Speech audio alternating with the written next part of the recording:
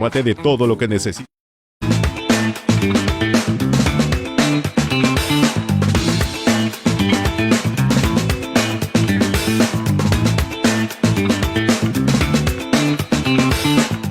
Muy buenos días, 7:05 de la mañana, estamos en Altavoz en Vital 91.1 de tu dial. Mi nombre es Rumi Ceballos, empezamos la semana. Hoy estamos lunes 2 de septiembre del año 2024, el mes de la primavera, septiembre. Debe haber cambio de clima, está haciendo todavía frío en Lima, está haciendo frío en el país. Hay cambios interesantes en el clima, hay que estar obviamente adecuados, con la ropa adecuada obviamente para este temporal. Vamos a tener un programa importantísimo con noticias, opinión, análisis. El día de hoy vamos a conversar, vamos a analizar la economía del país. Vamos a estar con el doctor Javier Zúñiga. Él es exdecano de la Facultad de Economía de la Universidad de Lima, CEO también de la consultora Sfinsa. Y también vamos a estar con Catherine Ampuero, politóloga, con el doctor César Gutiérrez Peña, y también estaremos con Pedro Riega, decano del Colegio Médico del Perú. Abrimos entonces el programa, ya estamos con el doctor Javier Zúñiga Quevedo, pero antes de eso vamos a hacer una breve pausa porque estamos en Altavoz en Vital 91.1 de tu dial.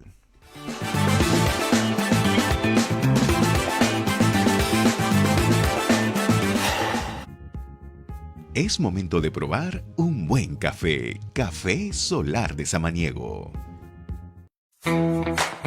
En Vital FM, las noticias llegan con Altavoz. Infórmate de todo lo que necesitas saber sobre actualidad, política, economía y mucho más. Altavoz, de lunes a viernes a las 7 de la mañana por Vital FM y también por nuestra plataforma multimedia.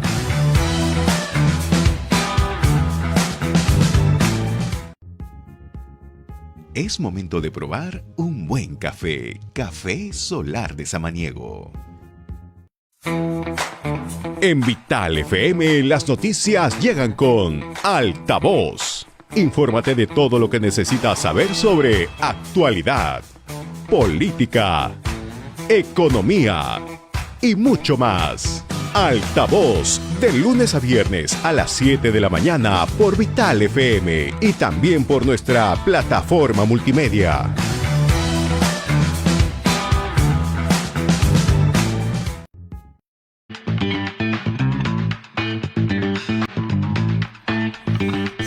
Con 7 de la mañana estamos en Altavoz en Vital FM. Ya tenemos a nuestro primer invitado. ¿Cómo está usted, doctor Javier Zúñiga Quevedo? Y también quiero dar el saludo a mi compañero. Está aquí Aarón Salomón. Muy buenos días, Aarón, ¿cómo estás? Rumi, buenos días, doctor. Vamos con la entrevista del día. Así es, doctor Javier Zúñiga, gracias en principio por estar en Altavoz en Vital. No, todo lo contrario, Rumi, para mí es un honor, ¿no? Y un placer estar contigo. Donde has estado, siempre he estado a tu lado y continuaré Muchísimas siempre gracias. En la ruta que tú haces acerca del periodismo económico en el Perú. ¿Qué hacer? Estamos en una situación bastante complicada. El Perú lamentablemente no ha estado recuperándose como debiera. Como sabemos, hemos tenido un año muy difícil, el año 2023. El crecimiento económico durante el mes de junio, ha sido bastante pobre, 0,23%, si no me equivoco. Y hemos tenido meses donde se ha crecido por encima del 5%. ¿Hacia dónde vamos? Bueno, los meses de abril y mayo tuvimos niveles de crecimiento por encima del 5%, y como tú bien expresas, en el mes de junio el crecimiento fue muy, muy pequeño, 0,21, 0,23%. Con lo cual nos da una señal que probablemente estuviéramos creciendo alrededor del año en un nivel cercano al 3%. Las razones, lógicamente, son externas e internas. Las externas es la gran incertidumbre de dos guerras a nivel mundial, ¿no? Que no terminan, que continúan, que aparecen y desaparecen. Una de ellas tiene un efecto económico muy fuerte, ¿no?, sobre los alimentos, pues produce urea, fertilizantes, que es el caso de Ucrania, y la segunda no tiene un efecto económico muy importante, pero sí, lógicamente, genera una incertidumbre política muy fuerte. Y en el lado interno, el Ejecutivo y el Legislativo que no caminan de manera conjunta, hay una enorme incertidumbre. El tema es la inversión extranjera, promoverla, fomentarla, y no lo hacen. No pasan los meses y seguimos no pensando en dispositivos que van a emitir, pero los mismos no salen, y eso determina que la inversión extranjera, que es el camino más fácil, más rápido para que la economía crezca, no se dé a tiempo. Doctor Zúñiga, pero también por la parte internacional hay que analizar la situación electoral en Estados Unidos. Como sabemos, todo lo que ocurre en Estados Unidos siempre afecta a los países como el Perú, países emergentes. ¿Cómo está viendo usted este comportamiento político en Estados Unidos y cuál podría ser el efecto en países como el nuestro? Y realmente en este momento ni Macuito podría decir quién va a ganar, si el señor Trump o la señora Harris. No se sabe exactamente, las encuestas cada día dan un resultado diferente.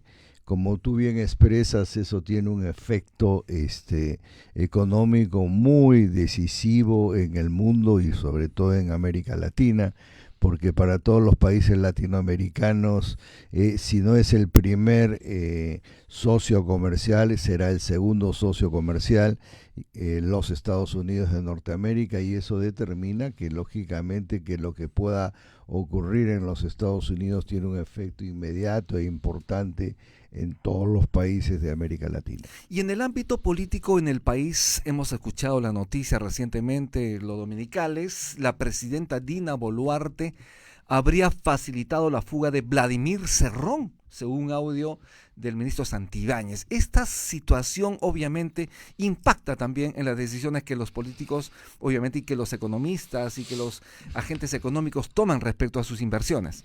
Dicen, Rumi, que existe 3 reglas de oro para invertir. La primera es estabilidad política, y lo que acabas de comentar pues es una inestabilidad política.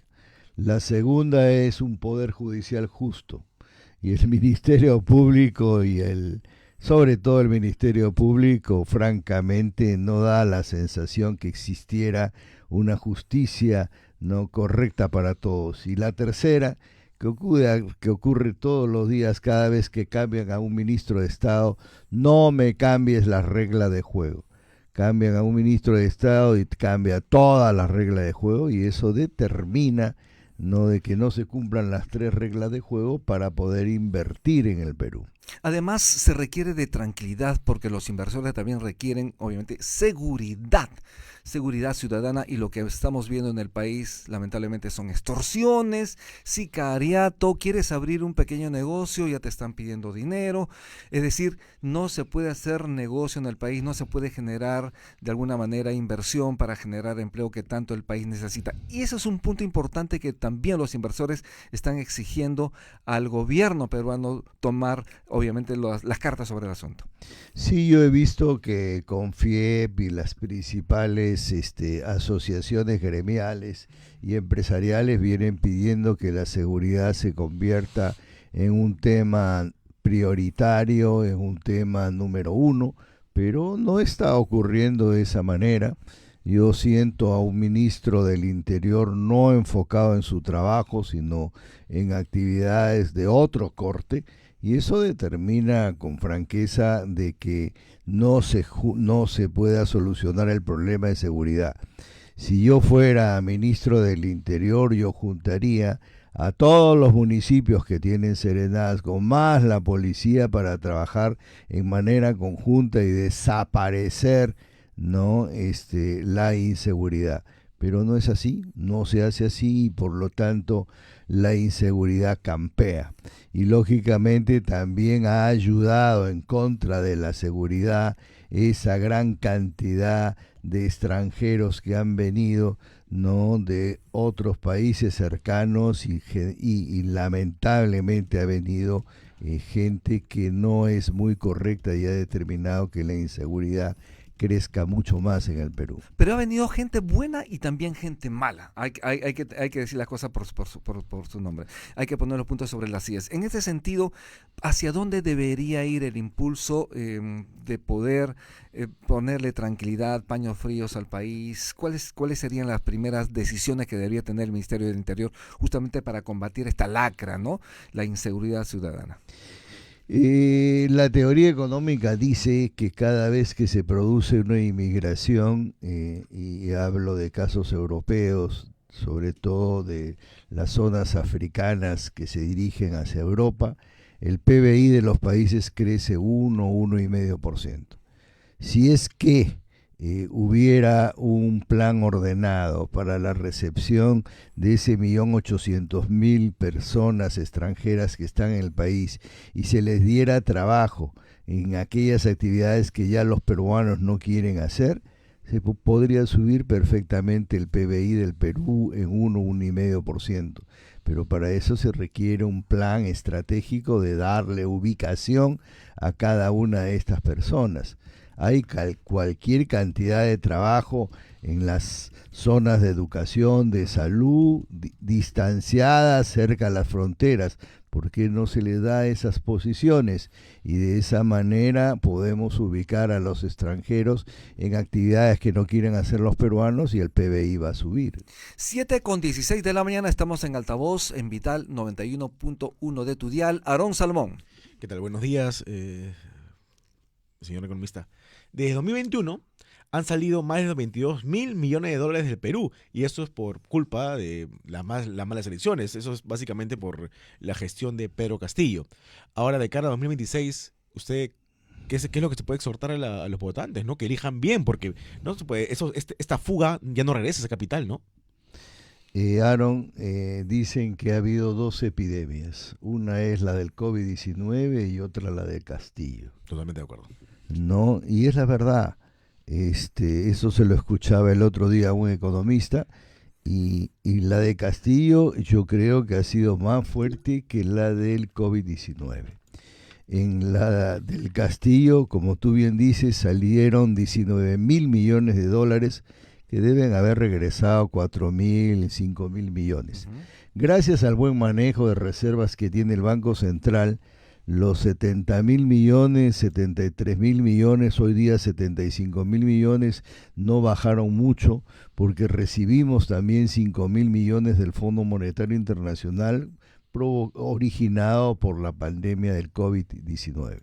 El buen manejo de los recursos desde el Banco Central ha permitido que no sintamos esa ausencia, pero la verdad que una mala elección a un presidente que no conoce nada de gestión y todavía vinculado a actos de corrupción podría llevarnos a una situación similar a la de la pandemia Castillo que originó el señor Castillo. Y a su vez el MEF ha publicado el marco macroeconómico multianual, donde señala que hasta 2018 no vamos a superar la valla del 3%. ¿Cómo superar el 3% de crecimiento económico? Yo francamente no lo entiendo.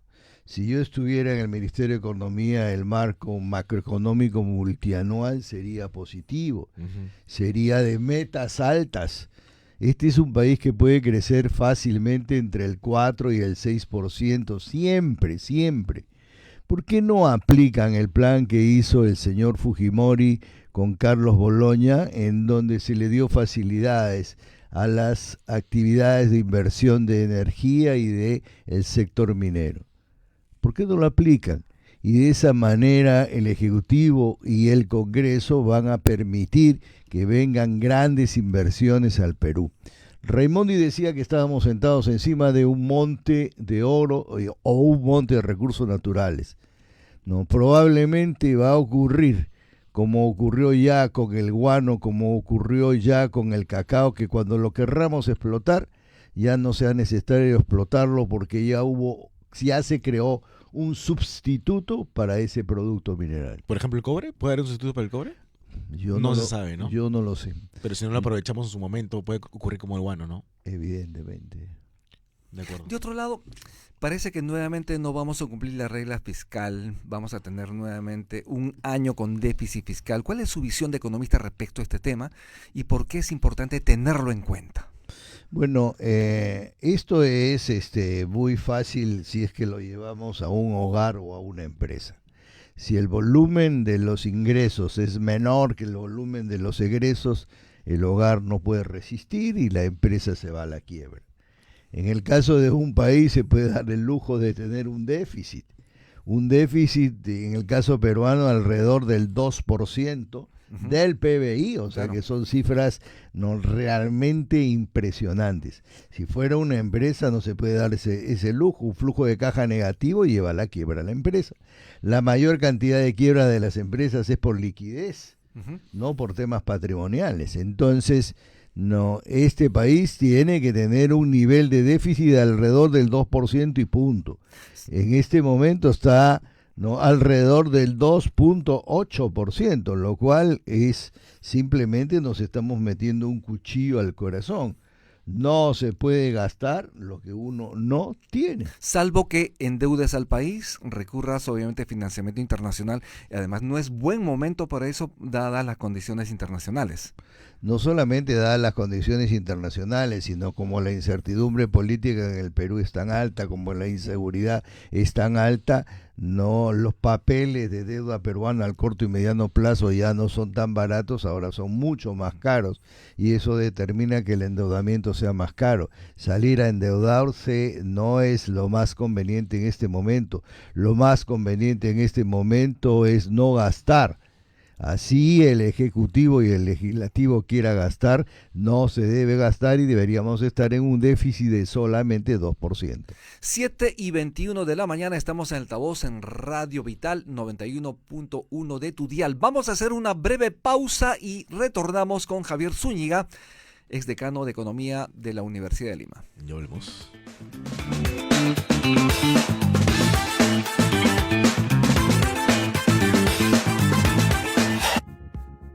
Es momento de probar un buen café. Café Solar de Samaniego. En Vital FM las noticias llegan con Altavoz. Infórmate de todo lo que necesitas saber sobre actualidad, política, economía y mucho más. Altavoz, de lunes a viernes a las 7 de la mañana por Vital FM y también por nuestra plataforma multimedia.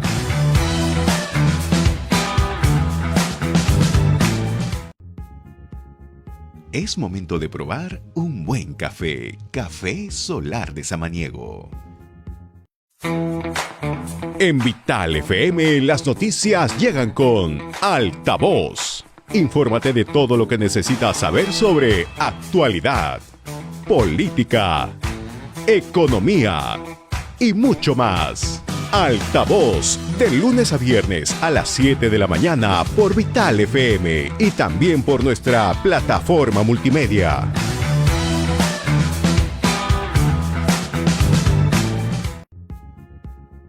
Es momento de probar un buen café. Café Solar de Samaniego. En Vital FM las noticias llegan con Altavoz. Infórmate de todo lo que necesitas saber sobre actualidad, política, economía y mucho más.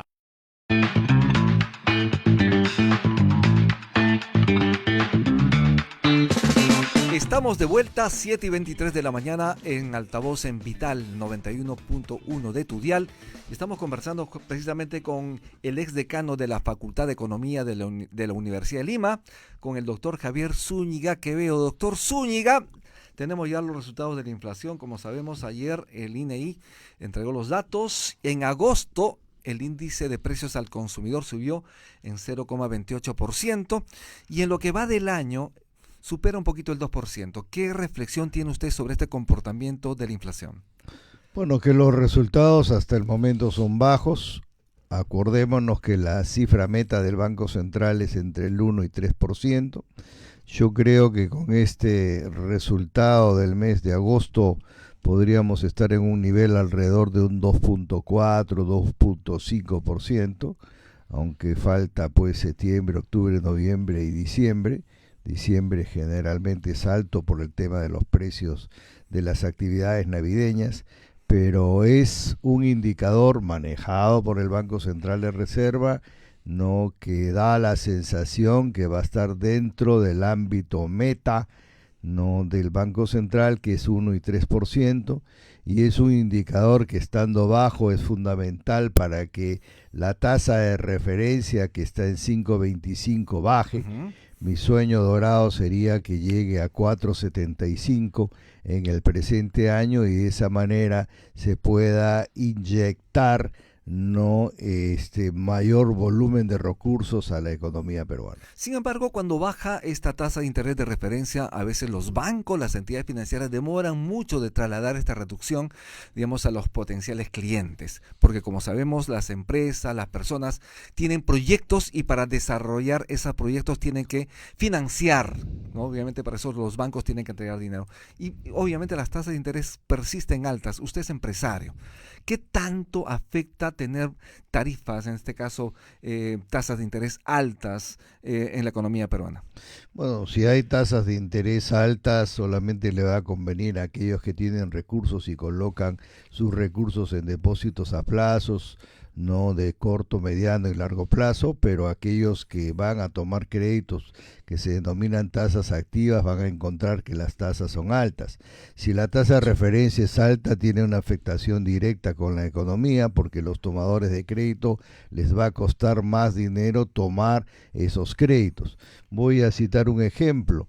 Cuando las tasas de referencia eran bajas, y hablo de 3.25, 3.5, 4%, los créditos hipotecarios andaban en 5.5, 5.75, 6%.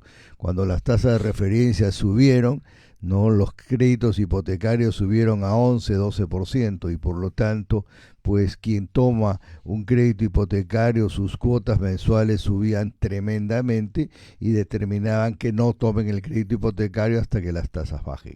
Definitivamente. De acuerdo. El ministro Rómulo Mucho ha dicho que Tía María está encaminado, pero todavía hay que vencer una pequeña oposición. ¿Por qué no se da luz verde a esos proyectos?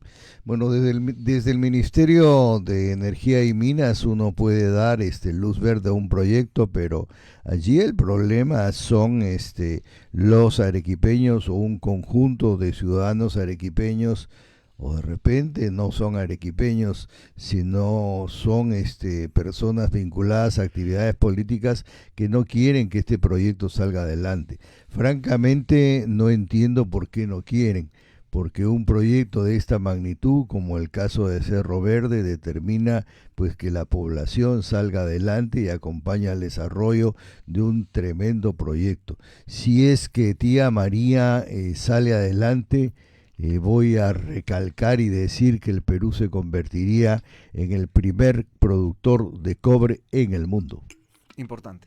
Tenemos información del público, nos comentan lo siguiente: si bien es cierto que la inflación está relativamente moderada en 2%, dentro del rango meta del Banco Central de Reserva que usted ha señalado, entre 1 y 3%, pero los precios se mantienen caros. No es que los precios de los alimentos, de los servicios hayan bajado, se mantienen caros. Cuando la inflación es alta, obviamente golpea a todos, y mucho más a los pobres. Como sabemos, la pobreza subió en el país. ¿Qué opina usted? La inflación es el principal impuesto para los pobres, y le afecta, como tú bien dices, al pobre. Al que tiene medianos recursos y gran cantidad de recursos le interesa poco el desenvolvimiento de la inflación. Y la inflación, yo siento que en todos los sectores sigue subiendo, ¿no? Yo no veo ningún sector en donde haya bajado. Si nos vamos al campo de los productos de importación, cuando tenemos un dólar no bajo, porque es 3.75 en el transcurso de 2 o 3 años, no entiendo por qué tendrían que subir los precios de los productos importados. Pero observo cuando visito ferreterías para comprar productos del hogar, que algo que costaba 20 soles ahora vale 80 soles. Es increíble. ¿Alguna variación de precios, por ejemplo, en agosto de este año? Por ejemplo, el ajo entero subió en casi 57%, el ajo molido en 37,6%, el haba en 21,05%, el camote amarillo en 19,88%, la papa blanca 19,42%, la papa color 18,39%, la cocoa en polvo, hace frío, la gente consume cocoa, subió 15,78% y la papa amarilla 9,21%. Son productos que han subido de precio con mayor intensidad durante agosto de este año, pero hay algunos productos que también han bajado. La cebolla ha bajado en 8,19, el mango en 12,14, coliflor en 12,26, apio en 12,99, el poro bajó en menos 14,48, la fresa menos 14,96, el choclo 22% y los arándanos también han bajado de precio en 25,74%. Hay productos que suben de precio y hay productos que bajan de precio. En ese sentido, ¿cuál es la recomendación a las amas de casa, a las familias, respecto a sus presupuestos, respecto a cómo deben hacer para llegar a fin de mes? Bueno, la verdad es de que, como tú bien dices, hay productos que suben y que bajan.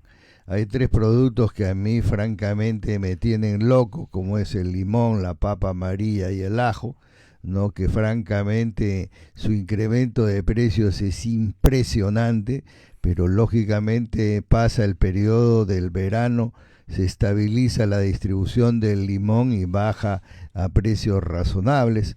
Recuerdo en un momento que llegó a 24, cuando su precio debería de ser alrededor de 4. El caso de la palta llegó a 12, 13 soles, cuando su precio real debería de ser de 6. ¿No? El arándano llegó a 28 cuando su precio real debería de ser 11. Entonces son productos que suben, productos que bajan. Y aquí la recomendación es los sustitutos.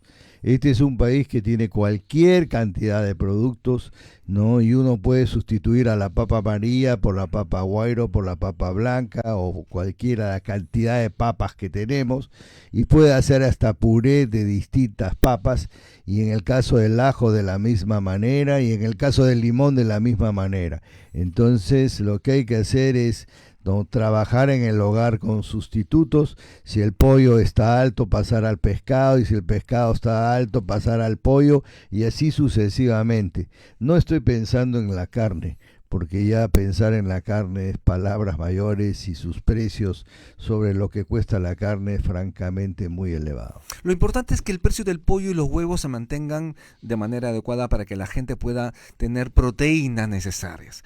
Y como usted lo dice, las familias, las amas de casa son bastante sabios prácticamente en tomar decisiones adecuadas respecto a su economía. ¿Por qué? Porque si el pollo está caro, obviamente vas al pescado y viceversa.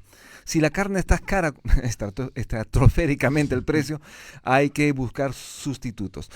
7:32 de la mañana, estamos en Altavoz en Vital. Aaron Salomón. Sí, ¿usted cómo califica el papel que viene desempeñando el ministro de Economía, José Arista? Bueno, en primera instancia, me pareció que tuvo un desempeño poco serio, haciéndole chistes a una periodista, haciéndole chistes al señor Acuña, cuando la labor de un ministro de Estado es una labor totalmente formal. Uh-huh. Después creo que se ha encarrilado y se ha dado cuenta que tiene que estar en el mundo de la formalidad. Es un entendido de la materia, ha sido viceministro antes, ministro de Agricultura antes, ministro con el señor Merino y Antero Flores Araos por 3-4 días, pero francamente yo creo que conoce el tema, pero tiene actividades que son muy serias, como la de bajar el déficit fiscal, y el déficit fiscal se baja con una actitud férrea, formal, de no, y después lo veo hasta el momento poco deseoso de promover la inversión, cuando creo que es el tema que lo salvaría en meses a la situación económica en el Perú. En el caso, por ejemplo, de Petroperú, como sabemos, la situación es muy difícil y habría la intención del gobierno de Dina Boluarte de elegir una terna serronista para dirigir los destinos de esta empresa tan importante en el país. ¿Cuál es su visión del tema? ¿El Perú debería apostar por una empresa que está en crisis? ¿Se debería reflotar? ¿Cuál es su visión como economista? Yo creo que tienen que estar allí personajes que conozcan el tema. Entiendo de que en un momento va a venir César Gutiérrez. César podría ser uno de los personajes, ¿no?, que podría estar en el directorio, pero yo creo que el camino es reestructurarla e ir lentamente a su desaparición. No pensar en que vamos a invertir en petróleo cuando el mundo en general se dirige hacia automóviles híbridos y eléctricos no tiene ningún sentido. Por lo tanto, ir a un proceso de reestructuración lento en donde se vendan todos sus activos, ¿no? Tienen un hermoso club aquí en Camacho que puede ser vendido, tienen un edificio hermoso en San Isidro que puede ser vendido, tienen pozos petroleros que pueden ser vendidos, pero tiene que estar en manos de una junta de liquidación de expertos en tema no petrolero. El señor Herrera, Carlos Herrera, podría ser otro personaje que podría estar en ese tema, pero tienen que recurrir a especialistas que sepan cómo salir de manera ordenada de una empresa no de petróleo y no invertir $1 más en ella. Claro. Igual la reestructuración conllevaría una inversión de $2.000 millones, que según Stark sería ya lo último que se invierta, ¿no? Pero en el caso de una reestructuración con liquidación, si pongo $2.000 millones los voy a recuperar en la venta del edificio o en la venta de ese hermoso club que tienen en Camacho, ¿no? Y hasta entiendo tienen un hermoso club en Camino a Chosica. Entonces son temas que hay que vender. Simplemente no es el momento. Yo tuve la oportunidad el año pasado de estar en Noruega y en Dinamarca, y el año 2025 todos los vehículos van a ser eléctricos. Sí, todos. Así de sencillo, así es la decisión. Y es un país exportador de petróleo, pero todos van a ser eléctricos. El problema es que el Perú no somos un país petrolero, nos han vendido ese cuento, ¿no? Tranquilamente podríamos sobrevivir importando petróleo, ¿no? Por supuesto, yo creo que simplemente vender los pozos petroleros a quienes quieran explotar eso, ¿no? Vender la refinería a quien quiera trabajarla, pues, perdiendo, lógicamente. Se ha invertido una fortuna exorbitante, pero en ese momento no se puede meter más dinero, de ninguna manera. Si fueran $2.000 millones, esos $2.000 millones servirían para salud, para colegios, no para seguridad, pero no para una empresa. Esa empresa siempre ha sido una élite en donde los sueldos que ganaban estaban por encima del mercado, siempre. Y no me extraña que hoy en día esté ganando el presidente el triple de lo que gana la presidenta de la República. No me extraña. De otro lado, como sabemos, el embajador del Perú en Estados Unidos, Alfredo Ferrero, ha demandado la inversión de los norteamericanos en el Perú. ¿Por qué? Porque, como sabemos, hay presencia de la inversión china en el país. Ellos están en sectores interesantes como minería, por ejemplo, están en la electricidad. Ellos distribuyen la electricidad en Lima Metropolitana. Las dos empresas que distribuyen electricidad son de empresas chinas. Tienen ya el puerto de Chancay, etcétera, etcétera, etcétera. Y tienen interés además en proyectos viales. Sin embargo, había cierto freno de las inversiones norteamericanas y estadounidenses en el Perú. Y recientemente, hace poquito, ha llegado aquí al país el subsecretario de Estado de los Estados Unidos para Asuntos de Crecimiento Económico, Energía y Medio Ambiente, José Fernández. Él ha considerado necesario ver los puntos críticos, en este caso, los minerales críticos, como por ejemplo el litio, y también el cobre, son elementos necesarios para la electromovilidad de la que usted está hablando. ¿Cómo ve usted la participación en la inversión norteamericana en el país? Bueno, Estados Unidos siempre fue nuestro principal socio comercial y de pronto desde hace unos 7 a 10 años China se convierte en nuestro principal socio comercial. Yo creo que hay que abrirle las puertas de nuevo a la alternativa norteamericana. Sí vi que el señor Fernández, quien habla español perfectamente, vino al Perú y se ha interesado por el tema de las inversiones. No solamente está el tema del litio, está el tema de la refinería del mineral cobre. Si es que empezamos a explotar, no el proyecto de Vía María en Arequipa, la idea es de que no salga en montones de tierra, sino salga refinado, y esa actividad podría dársela perfectamente a los Estados Unidos. Yo creo que no deberíamos dejar de que inversionistas estadounidenses continúen trabajando en el Perú. Leí la entrevista del embajador Ferrero, no, embajador del Perú en los Estados Unidos, y como experto él de turismo también hablaba que tenía que invertirse fuertes cantidades en el turismo, que es una actividad que genera grandes niveles de exportación y generaría grandes niveles de exportación para la economía peruana. 7:40 de la mañana, vamos a hacer una breve pausa. Estamos en Altavoz en Vital FM.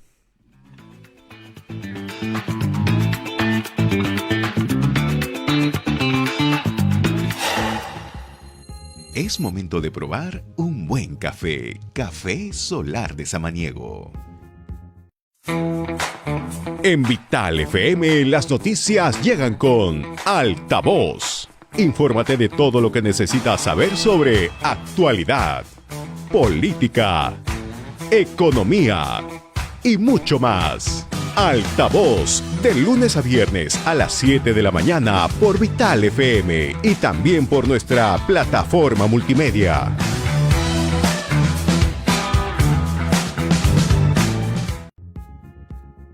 Es momento de probar un buen café. Café Solar de Samaniego. En Vital FM las noticias llegan con Altavoz. Infórmate de todo lo que necesitas saber sobre actualidad, política, economía y mucho más. Altavoz, de lunes a viernes a las 7 de la mañana por Vital FM y también por nuestra plataforma multimedia.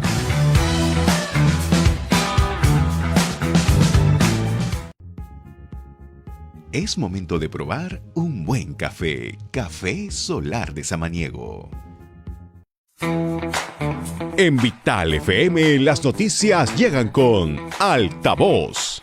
Infórmate de todo lo que necesitas saber sobre actualidad, política, economía y mucho más. Altavoz, de lunes a viernes a las 7 de la mañana por Vital FM y también por nuestra plataforma multimedia.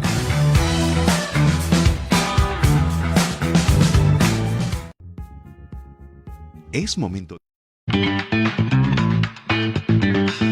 Estamos de vuelta, seguimos aquí en el set con el exdecano de la Facultad de Economía de la Universidad de Lima.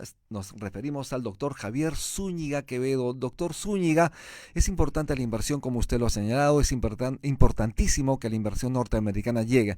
Por ejemplo, hay un proyecto importante en la zona sur del país, en Arequipa, estamos hablando del puerto de Corío, por ejemplo, que podría de alguna manera complementar al puerto de Chancay. Seríamos una gran potencia portuaria, obviamente, en el hemisferio, y esto obviamente implica mayores inversiones. ¿En qué condiciones debería llegar la inversión norteamericana y de otros países al país?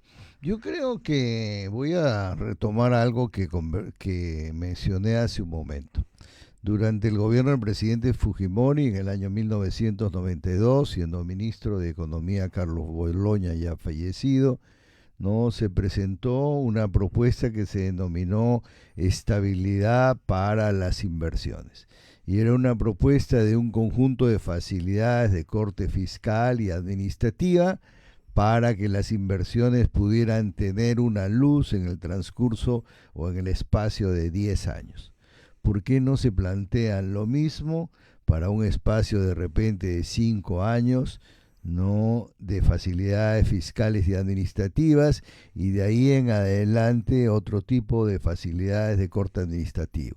He escuchado en la última propuesta del ministro de Economía que se vendrían facilidades de corte administrativa para la inversión, pero la idea de que si no promovemos la inversión y no explotamos determinados recursos naturales, nos vamos a quedar con ellos sin haberse explotado. Y en el caso, por ejemplo, de Corío, este megapuerto en el sur, en Arequipa, que podría complementar al de Chancay, ¿cuál es su visión?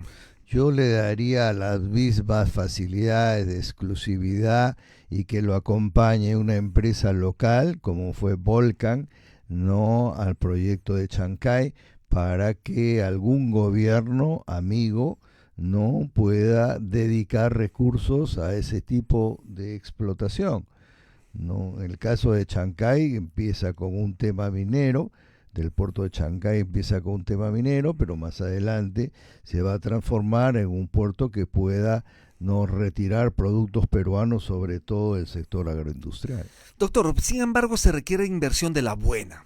Al referirme a esto es porque se requiere inversión que respete el medio ambiente, inversión que respete a los trabajadores en el país. ¿Están dadas las condiciones para ello? La inversión tiene que ser de la buena siempre, Rumi, siempre, porque tiene que respetar el medio ambiente siempre, tiene que respetar los dispositivos laborales siempre y tiene que tener un criterio correcto y adecuado con la comunidad. No, al vecino no lo puedes botar a patada porque él es el dueño de esa zona. Al contrario, tienes que darle trabajo, tienes que darle casa, tienes que darle comida, tienes que darle seguridad a él y a toda su familia. Y de esa manera se puede explotar cualquier tipo de inversión en el Perú sin ningún inconveniente. Eso de que vengan a explotar y considerar que los peruanos somos sus esclavos ya no existe. Ni debería existir en el pensamiento de nadie. Nadie lo debería permitir, además. No, nadie lo debería de permitir. De otro lado, el Ejecutivo ya presentó al Congreso la ley de presupuesto por más de 251.000 millones de soles para el próximo año. Obviamente habría un cierto crecimiento, un poquito más de 3%. ¿Cómo ve usted, digamos, la forma como se debate el presupuesto y que esto tiene que ser aprobado el último día de noviembre, ¿no? Para que entren en rigor a partir del primer día del próximo año. ¿Cómo ve usted, digamos, esta presentación del presupuesto general de la República? Bueno, es un documento que lo prepara el Ministerio de Economía y Finanzas en la Dirección General de Presupuesto Público. Lo presenta la Comisión de Economía y Comisión de Presupuesto del Legislativo, y yo creo que las circunstancias en las que vivimos, el tema de salud, el tema de educación y el tema de seguridad debe de ser prioritario, ¿no? Y lógicamente tratar de crecer lo mínimo minimorum en otro tipo de sectores. Pero estos tres sectores, seguridad, salud, ¿no? y educación, deben de ser los estandartes de la economía peruana. Si no queremos corrupción en el futuro, tenemos que darle educación a los peruanos y de esa manera la corrupción desaparecerá. ¿Y qué debe pasar con el presupuesto del Congreso de la República? Porque sabemos que pronto habrá Cámara de Diputados y Cámara de Senadores. Obviamente esto va a irrogar mayor gasto al país. Yo creo que debería de haber las dos cámaras, pero el presupuesto no debería de subir ni un sol. Pero para eso no lo entienden los congresistas, y los congresistas siguen creyendo de que ellos tienen la capacidad de gasto, no la tienen, ¿no? Y que el Perú tiene muchísimos recursos y en este momento no los tienen. Por lo tanto, una nueva cámara sí, pero el nivel presupuestal el mismo que el año anterior. ¿Cómo ve usted las perspectivas de inversión de los agentes económicos? En algún momento habían restricciones, estaban preocupadísimos, pero para lo que viene del año, usted como empresario, ¿cómo está viendo la percepción, el sentimiento de los inversores respecto a dónde colocar su dinero en el país? Y todas las expectativas, y no solamente de inversores, todas las expectativas que hace el Banco Central de Reserva de las 17, 18 indicadores han empezado a mejorar y hemos empezado a pasar de la barrera pesimista, que es la barrera del nivel de 0 a 50 y hemos pasado a la barrera de optimista en todos los indicadores. La sensación que da es que el tema puede ir mejorando, ¿no? Pero hay que trabajar intensamente el tema de la inversión extranjera hacia el Perú. Y Así hasta es. el momento yo veo que el trabajo es muy flaco, es muy débil, es muy poco robusto, y allí tiene que el Ejecutivo y el Legislativo trabajar no de manera conjunta, agarrado de las manos, porque la inversión es la alternativa que nos podría permitir crecer siempre entre el 4 y el 6%. 7:49 de la mañana. Antes de irnos, doctor, por favor, sus principales recomendaciones al gobierno, al Congreso y también a las amas de casa que esperan, digamos, el consejo útil de un economista como usted.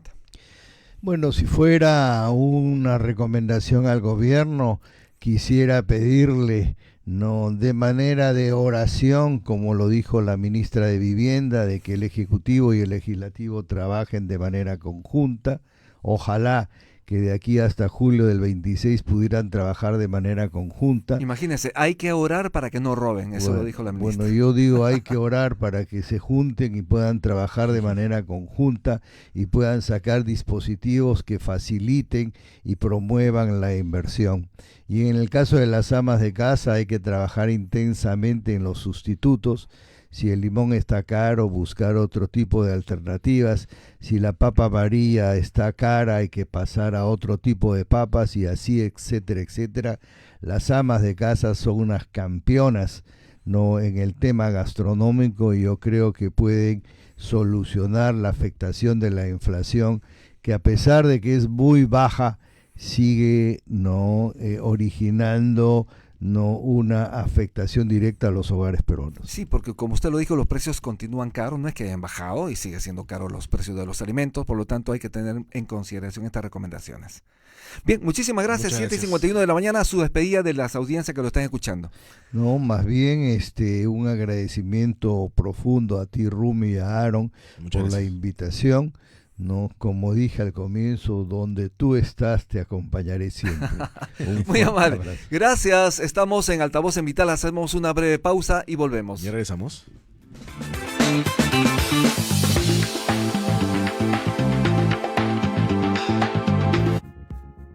Es momento de probar un buen café. Café Solar de Samaniego.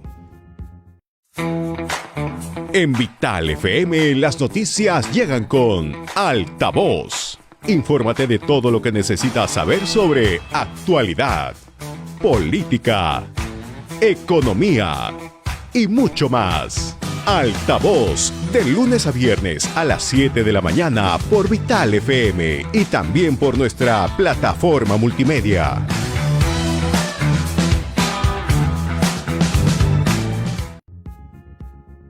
Es momento de probar un buen café. Café Solar de Samaniego. En Vital FM, las noticias llegan con Altavoz. Infórmate de todo lo que necesitas saber sobre actualidad, política, economía y mucho más. Altavoz, de lunes a viernes a las 7 de la mañana por Vital FM y también por nuestra plataforma multimedia.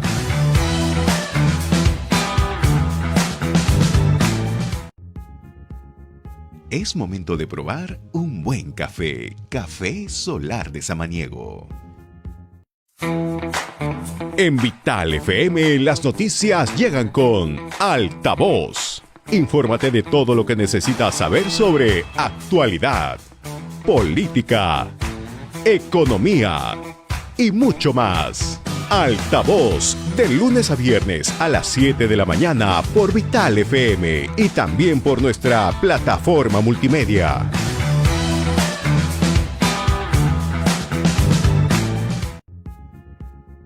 Es momento de probar un buen café. Café Solar de Samaniego.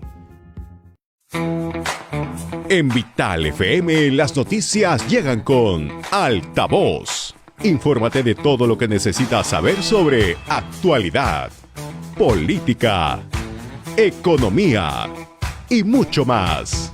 Altavoz, de lunes a viernes a las 7 de la mañana por Vital FM y también por nuestra plataforma multimedia.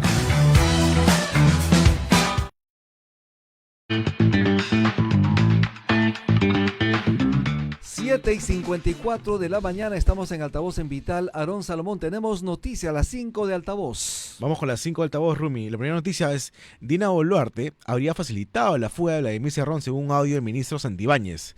Y se complica el panorama para el actual ministro del Interior.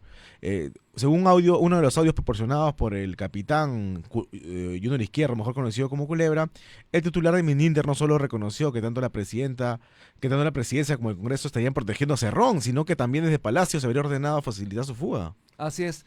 Tenemos ya una llamada telefónica. Estamos ya conectados con la doctora Catherine Ampuero, ex Procuradora General de la República.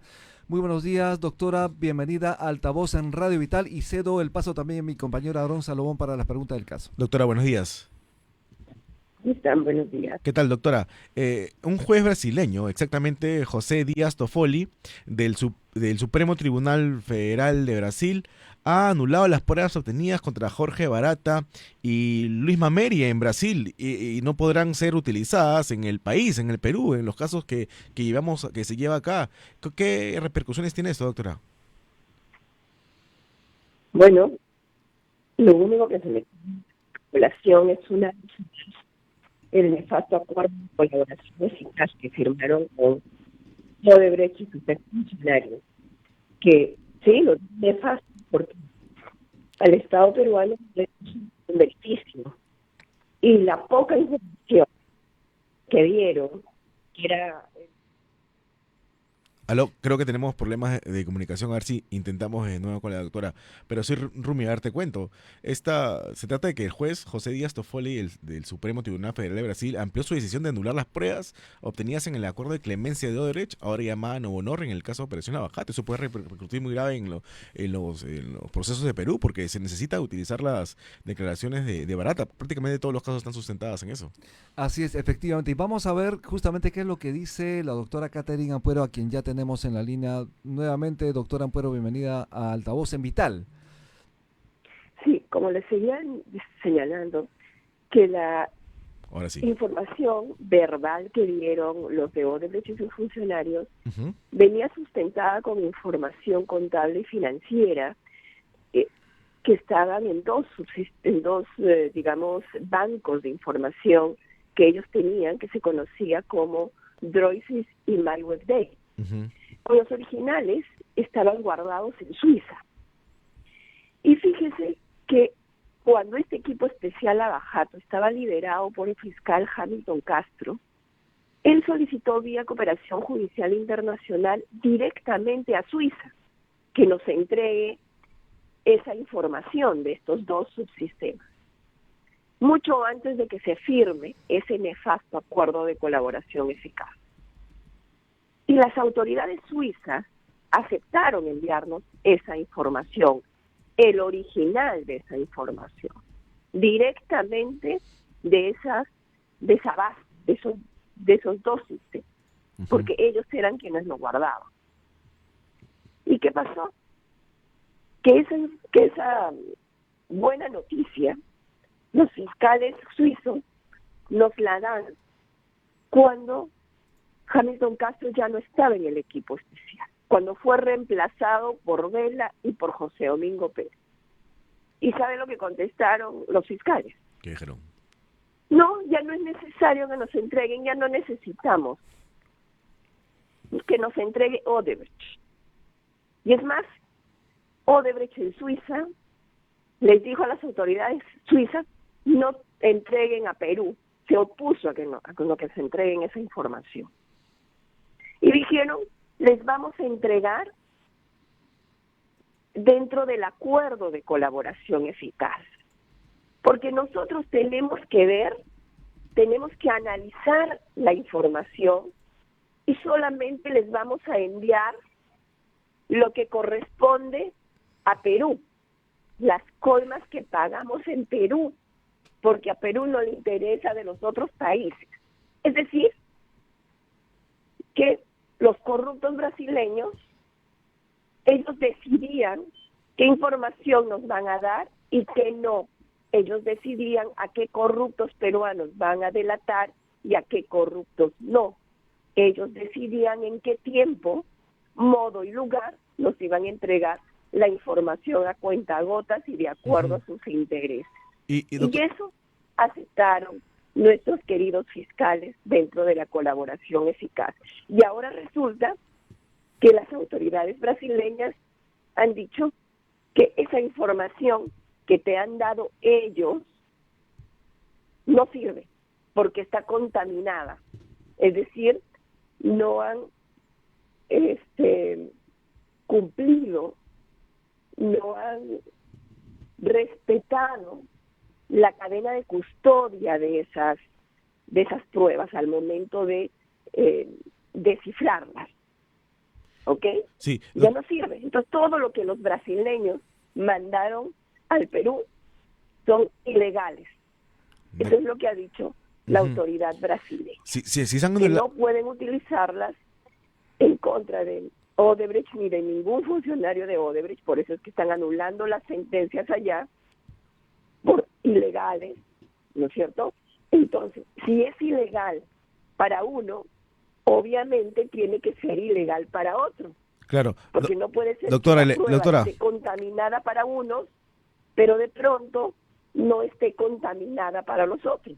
Claro. Por lógica. Entonces, las pruebas ¿cierto? obtenidas por Barata en Brasil ya no van a ser usadas en Perú.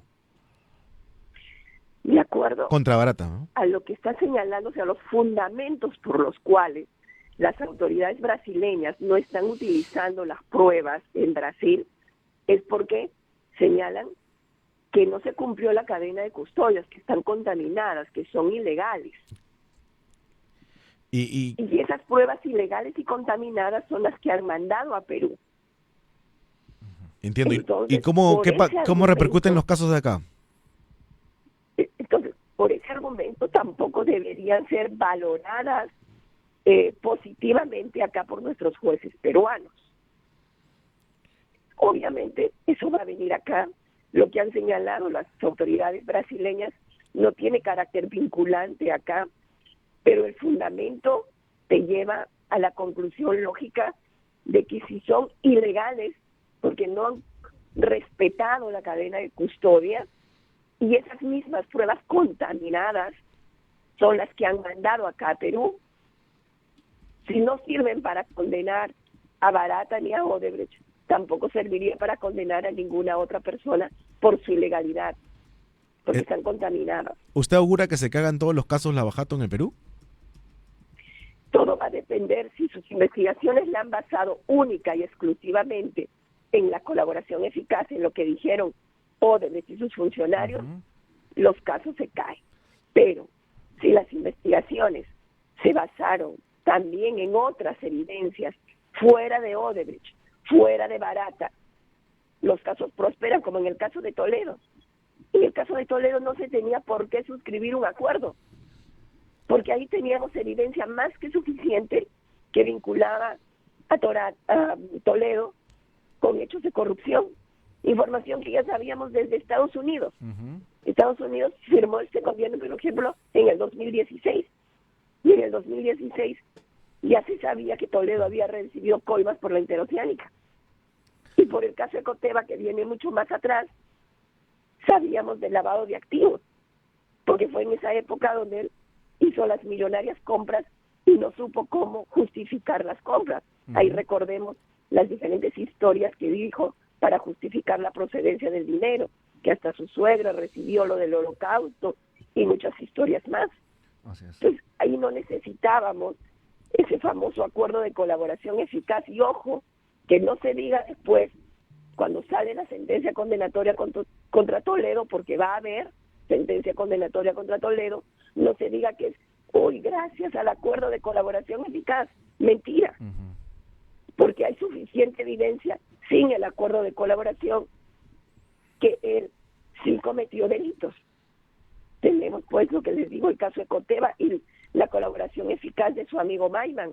Él dio toda la ruta del dinero, él dio todas las cuentas bancarias de cómo llegó el dinero a esas cuentas y cómo se distribuyó y cómo se pagó los inmuebles. Eso no lo dio Odebrecht, no lo dio Barata, lo dio Maiman, la ruta del dinero. Doctora, no necesitábamos acuerdos de colaboración eficaz. Ujú. Por gusto le dimos tantos beneficios a esta empresa corrupta, que le dio la cara a los fiscales, que le dio la cara a los procuradores. Y miren todo lo que estamos pasando. Doctora Al final, Ampuero. lo poco que nos dieron por tantos beneficios, encima esa poca evidencia, ahora no sirve. Así es. Doctora Ampuero, ¿cómo está? Buenos días, Rumi Ceballos le saluda. Doctora, el fiscal Rafael Vela, sobre justamente esta anulación de los cargos de Odebrecht en Brasil, él ha señalado con claridad que no va a afectar los casos que están llevando en el Perú. Él lo ha señalado con claridad, no una, sino reiteradas veces. Sin embargo, usted señala, en todo caso, atisba esta posibilidad de que sí podría tener incidencia. ¿Es así? De todas maneras va a tener incidencia, porque los abogados de los investigados, de los procesados, lo van a utilizar acá como argumento, lo van a incluir dentro de las investigaciones, Okay. lo van a alegar, lo van a presentar y va a ser materia de debate. Eso no lo va a impedir el fiscal ni nadie. Así que es imposible que él diga que no va a tener incidencia, va a tener incidencia. Los abogados lo van a presentar. Y eso se va a debatir, se va a discutir y finalmente los jueces decidirán. De acuerdo. Doctor, una Y pregunta. obviamente el fiscal tiene que decir eso porque es el titular de la acción penal, es el responsable de ese acuerdo nefasto de colaboración eficaz y obviamente tiene que defender su acuerdo. De acuerdo. Doctor, una pregunta ya cambiando de tema. ¿Por qué no se puede embargar el 25% de participación de Odebrecht en el Consorcio Rutas de Lima? Ahí lo que se debe hacer es incautación. ¿Se puede Porque hacer? la incautación procede contra bienes ilícitos. Y eso ya sabemos que fue producto de la comisión de ilícitos. ¿No es cierto? De acuerdo. Entonces ahí lo hacen porque ellos pues se comprometieron a no incautar, a no embargar, a nada, no a tocar patrimonio de Odebrecht en el acuerdo de colaboración eficaz. Pero, ojo, que esos acuerdos a los que llegaron solamente son en los procesos en los cuales Odebrecht y sus funcionarios aceptaron responsabilidad penal. Y cuando uno lee el acuerdo, ve que en Rutas de Lima ellos hasta la fecha no han aceptado responsabilidad penal. Entonces no existe ningún impedimento legal, ni siquiera la famosa ley que asegura el pago de la reparación civil, porque según ellos están atados por esa ley. Ujú. Mentira, porque esa ley no impide que las acciones sean incautadas a favor del Estado como producto o como fruto de la comisión de un delito. De acuerdo. Tampoco nada impide que la Procuraduría, como abogado del Estado, aunque más parece abogado de Odebrecht, pida, por ejemplo, la nulidad de esa transferencia, porque sabemos que la empresa Brookfield, que compró las acciones, los otros 75%, lo hizo a sabiendas que la empresa Odebrecht ya se había declarado públicamente ser una empresa corrupta, y a sabiendas de ello compró las acciones. Y ahí lo que se pide es una nulidad de transferencia dentro del mismo proceso penal. Y ninguna ley lo prohíbe, De ni acuerdo. siquiera la famosa ley que asegura el pago de la reparación civil inmediata. Así dice la ley que asegura el pago de la reparación civil inmediata. Pero tampoco lo quieren hacer. Ok, doctora. Y encima, en aplicación de esa ley que dice pago de la reparación civil inmediata, han aceptado un pago de reparación casi en 20 años. ¿Qué inmediato es eso? Ok, O sea, doctora. por todos lados, fiscales, procuradores y Odebrecht se burlan del país. Sí. Muchas gracias por su participación, doctora. Estamos en contacto. Bueno, amigos, vamos a una pausa y regresamos en breve. Altavoz Buenos días. en Vital 91.1 FM.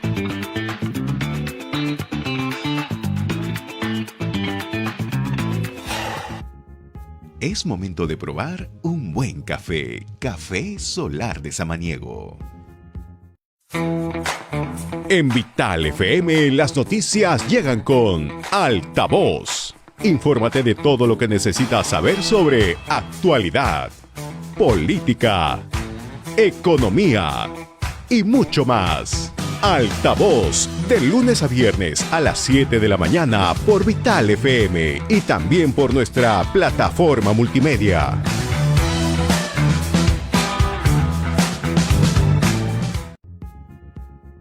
Es momento de probar un buen café. Café Solar de Samaniego. En Vital FM las noticias llegan con Altavoz. Infórmate de todo lo que necesitas saber sobre actualidad, política, economía y mucho más. Altavoz, de lunes a viernes a las 7 de la mañana por Vital FM y también por nuestra plataforma multimedia.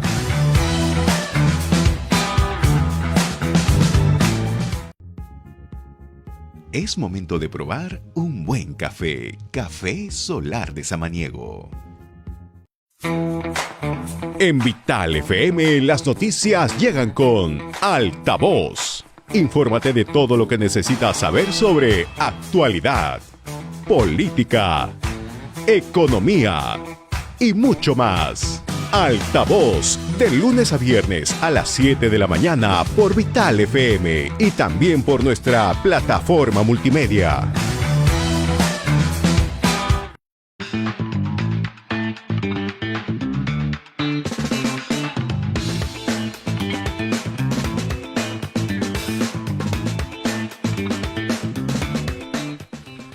Con 11 de la mañana estamos en Altavoz en Vital 91.1 FM de tu dial. Ya estamos conectados con el ingeniero César Gutiérrez Peña. Muy buenos días, bienvenidos a Altavoz en Vital.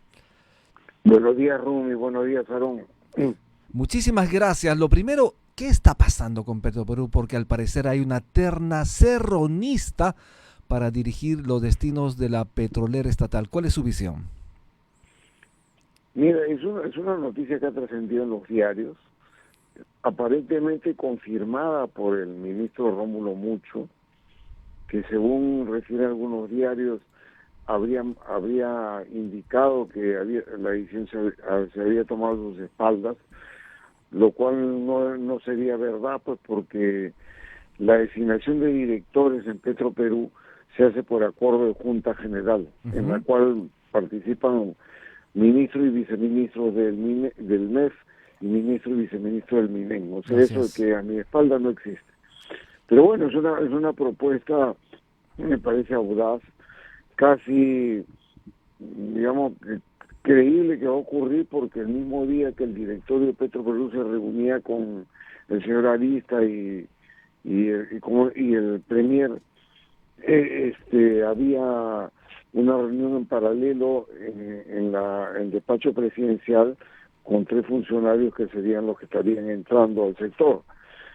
Eso lo publicó Canal N, la noticia ha sido pública, la duración, la permanencia de las 3 personas había cerca de 3 horas, según se reporta en el registro de ingreso y salida de Palacio de Gobierno, y entonces ha quedado la suspicacia en el camino. La decisión la tiene que tomar la Junta General. No sé si ocurrirá o no ocurrirá, pero para Dina Boluarte es un problema, pues no, porque por un lado ha tenido la presión de casi unánime contra la decisión, pero por otro lado también tiene la presión de Vladimir Cerrón, que tiene una injerencia innegable en este gobierno, ¿no? Estamos hablando de quién volvería en todo caso a dirigir Petroperú, quién estaría secundándolo. Ya, a ver, en el caso, en la presidencia supuestamente volvería el señor Pedro Chira, que ya estuvo en la presidencia en el año 2023, año en que se registraron $1.000 millones de pérdidas. Estamos hablando de estadísticas oficiales. Volvería supuestamente a la gerencia general, esa es la información que se tiene, el señor Oscar Vera, que fue el ministro, conocerá la pérdida de 1.000 millones y que también es la persona que desde el Ministerio de Energía y Minas como ministro le dio los lotes a Petroperú a dedo, olvidándose que debía haber proceso de competencia. Y estaría volviendo al sector el señor Enrique Bisetti como viceministro de hidrocarburos. Una precisión sobre el tema del señor Vera. Esa afirmación es un poco que genera dudas, porque la Junta de Accionistas designa directores, pero no gerente general. Y entonces, si se está anunciando solamente un cambio de director, supuestamente que habrían varios, y que ese nuevo director entraría con la consigna de nombrar al señor Vera como gerente general de los nuevos directores. En el caso del señor Enrique Bisetti, como viceministro de hidrocarburos, la Junta de Accionistas tendría, el ministro de Energía y Minas con la Presidenta de la República deberían firmar la resolución ministerial. Vamos a ver pues cómo actúa el señor Rómulo Mucho y si es que satisface los deseos presidenciales, porque claro, para la Presidenta de la República por algún motivo recibe presión digamos desde fuera por la hueste de Vladimir Cerrón, porque las tres personas están ligadas a esa gestión, ¿no? Señor Gutiérrez, buenos días. Aarón Salomón. Entonces, Aarón, ¿cómo está? ¿Cómo estás? ¿Cómo está? Entonces, con esta plana, con esta terna cerronista, se espera que se siga inyectando más dinero del Estado. No me queda otra alternativa, ¿no? A la empresa prácticamente quebrada. Sí, de hecho, lo cual significaría que la disciplina fiscal se rompería. Pero al margen, Aarón, de la decisión de nombrar o no nombrar a estas personas, que sería una gran irresponsabilidad porque la decisión de estas personas es un poco que el Estado siga aportando, no importa el déficit fiscal, no involucra, no interesa en absoluto las metas que se establecen con compromiso del sistema financiero internacional. Este directorio, hay que recordar por la declaración de su presidente, el señor Oliver Starr, también está pidiendo dinero a la caja fiscal. Y en las declaraciones que dio el comercio, dijo pues que es una decisión del gabinete, que iba a tener costos y que el gabinete decía. Entonces, por supuesto, lo de Cerrón y la gente de Cerrón y su compañía sería grave, pero no dejemos de lado ante la protesta de los gremios empresariales, el relevo del actual directorio, que el actual directorio está pidiendo también lo mismo. Claro. Entonces la pregunta es, ¿cómo va a actuar el señor Arista, no?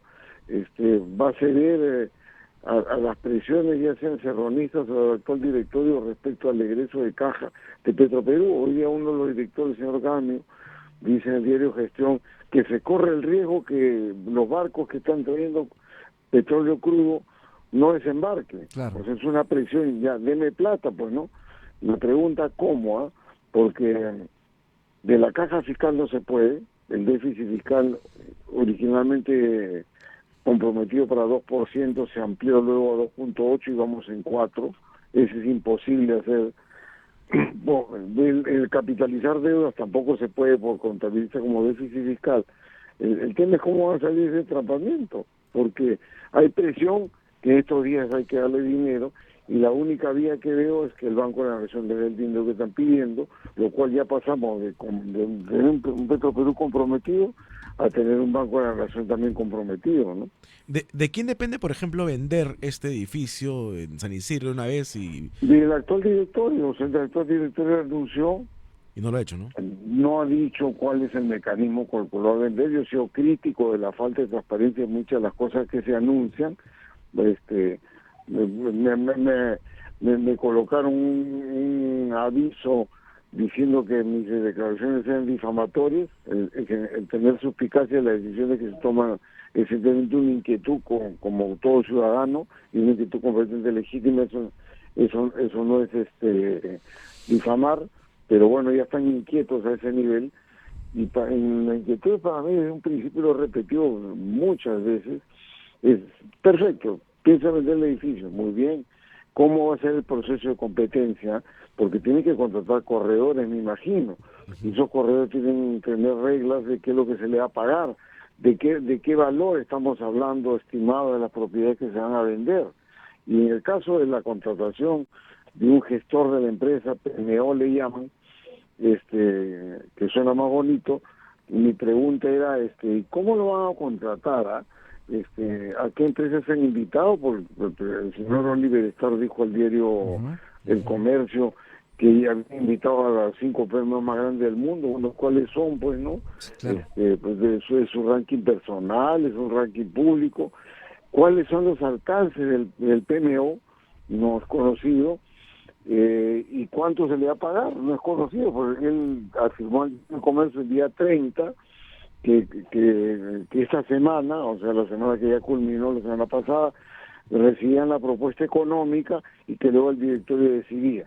Eso sencillamente no conocíamos todas las inquietudes que estoy planteando, pero luego publican su comunicado diciendo que están solamente haciendo una indagatoria de mercado. Entonces, si se lee El Comercio, lo que estoy afirmando y lo que ha dicho, y luego dice que está indagatoria de mercado, y la verdad que no los entiendo. Entonces, también este directorio, ese emplazamiento que le ha hecho a la Junta de Accionistas y a ese ministro de Estado, me parece inapropiado. O sea, ese tipo de cosas se conversan al interior y no se genera la incertidumbre que se ha generado ante los acreedores. De ahí mi crítica, que voy a continuar. Eso yo no tengo por qué rectificarme de cosas que generan una inquietud y que reclamamos la información pública, ¿no? Ingeniero César Gutiérrez, como usted lo sabe también y ya se ha comentado, estaría ingresando Enrique Bisetti para el Viceministerio de Hidrocarburos. Sin embargo, obviamente, esto tiene un procedimiento diferente. Explíquenos un poquito cuál es el procedimiento para la designación del viceministro. Esa es una resolución suprema.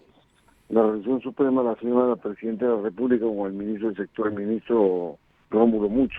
Por eso decía, es una prueba de dolor, pues, para el señor Rómulo Mucho, a ver si es que firma los cambios en el directorio a las personas que está proponiendo la Presidenta, y a ver si firma la resolución suprema conjuntamente con la Presidenta, nombrado el señor Enrique Bisetti como viceministro de Hidrocarburos.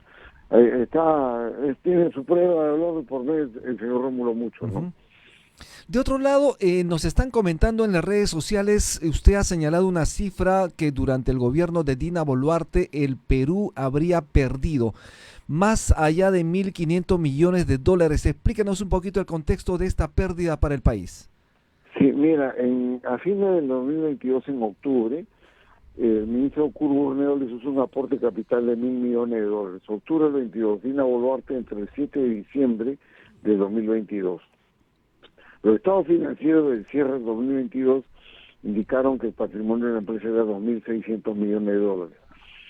Ahora, la publicación que se ha hecho a junio del 2024, que el patrimonio es 1.100, 2.600 menos 1.100, ha habido una pérdida de $1.500 millones. Entonces, acá la gestión de Dina Boluarte ha infligido una pérdida patrimonial de Petroperú de $1.500 millones. El señor Adrián Sen salió a decir el día viernes que Petroperú es la caja chica del Estado en otros gobiernos. Yo le digo, a ver, sería bueno que recurra al Contraloría General de la República y a los auditores independientes que han pasado por ahí, como KPMG o PricewaterhouseCoopers, si algún momento han encontrado que desde Petroperú, y estoy hablando del 2001 hacia adelante, se registra pues esto que se dice caja chica, que estaría significando darle dinero al Ejecutivo de alguna manera o a terceros. Una consulta. Bueno, que eso es un emplazamiento directo a la Contraloría, un emplazamiento directamente a las auditoras. A propósito Pero de ello, que de los 1.500 se ha perdido, 500 se ha perdido durante su gestión de 6 meses. A propósito de Entonces, ello, usted... la pregunta es si eso también tiene que ver con alguna caja chica, ¿no? Usted ha sido presidente de Petroperú. La pregunta es clara y directa. ¿Se ha utilizado recursos de Petroperú para fines del gobierno, como caja chica del gobierno en ese momento? En lo absoluto, Rumi. Y por eso yo invoco a la Contraloría y a los auditores, porque el que tiene que decir que si ha habido dineros que salieron de Petroperú hacia el gobierno central o algún fin subalterno, que hubieran hecho la denuncia, pues, de la Contraloría, los auditores, y nos hubieran procesado por peculado.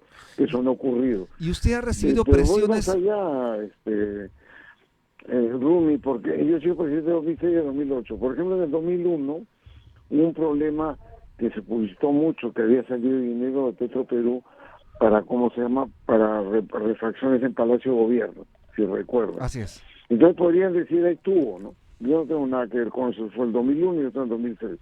Pero es algo en defensa de eso. ¿Por qué? Recién a partir del 2006, mediante ley del Congreso, se volvió intangible los resultados económicos que deja Petroperú, o sea, las utilidades. En el 2001 no había esa restricción y el Estado es el propietario. O sea, entonces tenía todo el derecho de pedir los recursos, las utilidades que tiene Petroperú, se le tenía que pedir, tenía todo el derecho el gobierno central de pedirlas. Y ahí es que se utilizaron en el 2001 11 millones de soles para Palacio de Gobierno. Eso le costó a los funcionarios cerca de 20 años de juicio, lo cual me parece absurdo, porque era el propietario del Estado que estaba usando los recursos de la empresa de la cual es propiedad. Eso ya no se puede hacer desde el 2006. Pero eso ni siquiera tampoco es caja chica, es la utilización de los recursos del Estado. Es como si ahora, el año pasado, el señor Alex Contreras le pidió al Banco de la Nación un adelanto de las utilidades del año 2023. Caramba. Vía decreto de urgencia le dieron 1.000 millones de soles, con lo cual palió la situación de déficit fiscal en 0.4%. Entonces la pregunta es, ¿entonces eso también es utilizar como caja chica el Banco de la Nación? Y la respuesta es no. Entonces no seamos tendenciosos, no seamos desinformados y encima malinformar la opinión pública tendenciosamente, ¿no? Ingeniero César Gutiérrez, ¿cuál es la salida para la petrolera estatal en estos momentos? La audiencia en Altavoz en Vital obviamente se pregunta, ¿qué va a pasar con Petroperú? ¿Cuál es la salida? ¿Por dónde está la salida? Yo creo, mi impresión, que por la presión que están ejerciendo a través de los medios, incluidos gremios empresariales, no quieren ser claros. O sea, lo claro es más allá de que no entre gente del grupo de Cerrón a la dirección, es un tema, pero otro tema es que el director actual está pidiendo dinero en efectivo. Claro. Y la pregunta es de dónde va a salir. Que yo lo que he venido diciendo es no se puede dar, no se debe dar, lo ha dicho el ministro ahorita y me parece bien que no puede darle dinero de la caja fiscal ni capitalizar deudas. Entonces la opción que tiene es que el Estado es acreedor de corto plazo. Lo que puede hacer con decreto de urgencia es diferir el pago de sus acreencias. Y lo otro, lo más sencillo que vería de cortísimo plazo, ya que nos están presionando que los barcos no van a descargar, que los documentos de cobranza, llámense facturas por cobrar de los proveedores, los avale el Estado. Y ese aval le permita a los que están cobrando que se vayan a la banca comercial, y puedan descontarlo, es decir, obtener liquidez. Esa es la salida de corto plazo, mientras toman decisiones más drásticas. Pero hoy día hay una presión muy grande. El tema de la gente de Cerrón tomando el directorio y un respaldo empresarial, pero tenemos también el tema de fondo. El tema de fondo es que hay un pedido de dinero en este momento y yo soy inconvencido y me ratifico, estoy de acuerdo, señora Lista, ni un centavo más. Y la salida para en este impasse ahí se le estoy dando. Así es. Alivien en los cobranzas del Estado, no condonando la deuda, difiriendo el pago, para usted interese. ¿Cómo nos están viendo desde el darle un exterior? aval a los documentos de cobranza que le permitirá a los vendedores tener liquidez. Es un paliativo, mientras buscan cosas mucho más integradas para una solución. Ingeniero Eso Gutiérrez. Es lo que tienen que hacer. A mí me parece un despropósito estar pidiendo dinero porque si no, no descargan los barcos. Así Oiga, es. a ustedes están hace 6 meses en el directorio. Así es. Y en Ingeniero. 6 meses no han podido siquiera estructurar una salida razonable. Están pidiendo recién decretos de urgencia. Entonces, no debería hacer el dinero. Y mi impresión, si quieres un pronóstico, es que le van a sacar ese dinero al Banco de la Nación. Y luego yo le pediría pues al superior de Banco y Seguro, decir, oiga, pues, el Banco de la Nación ya está comprometido con $1.800 millones con Petroperú, de cobranza muy dudosa, avalado por el gobierno nacional. Bueno, ahora va a ocurrir lo mismo, porque cada vez que hacen eso, le quitan liquidez al banco que podría tener otro destino. Definitivamente. Entonces, mi impresión, mi pronóstico es que va a ocurrir eso, que el Banco de la Nación lo van a comprometer, lo cual también me parece que está mal. Ingeniero, ¿qué hacer con los bonistas? ¿Hay preocupación obviamente fuera del país, aquellas personas que han comprometido su dinero, su inversión comprando bonos? Como sabemos, más de 3.000 millones de dólares comprometidos en bonos. ¿Cómo hacer para que de alguna manera se tranquilicen los inversores? Mira, con los bonistas que están en Nueva York, hay que negociar con ellos solamente un alargue de los vencimientos. O sea, hay un vencimiento de $1.000 millones de dólares en 2032 que obliga a la empresa a estar provisionando de este momento dinero para pago el 2032, cosa que no puede. Y luego hay un flujo de dinero que entre bonistas y también están incluidos en esta expectativa. Así es. Los acreedores que hay de la banca europea avalados por una entidad estatal española que suman al año 340 millones de dólares. Hay que negociar con ellos, un poco bajar las cuotas, difiriendo pagos y difiriendo plazos. Así es. Ahora, para eso sí tienes que contratarte un banco de inversión. Y lo importante es que cuando contrates un consultor, un banco de la nación, un banco de inversión o un gestor, es que le hagas un proceso público. Y el proceso público no significa que yo publique el resultado, sino que diga cuáles son las reglas, a quién invité, porque es un tema especializado, tiene proceso de invitación, por qué invité a eso, cómo es el contrato, cuánto le voy a pagar y cuáles son los alcances de su trabajo. Eso debería ser público, pero para el caso de los bonistas, lo que está preguntando Rumi, y también lo que te voy a decir es extensible a la deuda que tiene con bancos europeos, tienes que buscar un banco de inversión que negocie con ellos, porque apremia mucho, ajusta mucho las obligaciones que se tienen que hacer con ellos, y lamentablemente, por más que la refinería Talara esté trabajando en toda su capacidad, los recursos no alcanzan para pagar estas obligaciones anuales, para provisionar el dinero que necesito para el año 2032, y para pagar los gastos administrativos y de ventas. No alcanza, faltan como 140 millones de dólares por año. Se necesita eso se conoce, le estoy diciendo, Rumi, se conoce de julio del 2023, este directorio que entró en febrero del 2024, se ha leído con un par de días de dedicación lo que le dejó la consultora Arthur Delito Columbus sobre ese diagnóstico, sencillamente debieran haber estructurado cosas en los 6 meses que tienen el cargo. Pero yo no veo eso, ni necesitas toda la Junta de Accionistas para tomar ese tipo de decisiones, menos emplazarlo públicamente, que muestra pues una falta de diálogo entre el directorio de Petroperú, que quiere pasar por encima de la Junta de Accionistas. Yo no sé si el ministro Arista, el ministro Mucho también están completamente allanados a soportar una gritería pública de las cosas que se deben conversar en privado, ¿no? Bien, muchísimas gracias, ingeniero César Gutiérrez, por estar en Altavoz en Vital 91.1 FM. Gracias por su participación. Gracias también, Rumi. Buenos días, Aaron. Buenos días, muchas gracias. Bien, vamos a hacer una breve pausa. En breve vamos a volver, vamos a tener aquí al doctor Pedro Riega, decano del Colegio Médico del Perú. Una breve pausa y volvemos. Muy atentos.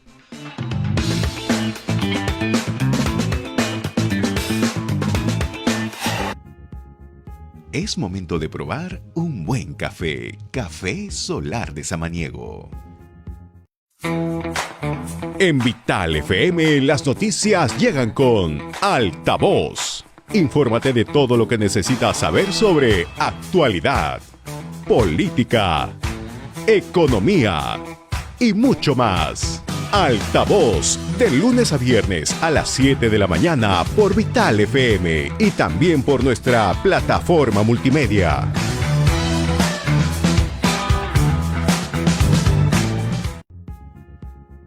Es momento de probar un buen café. Café Solar de Samaniego.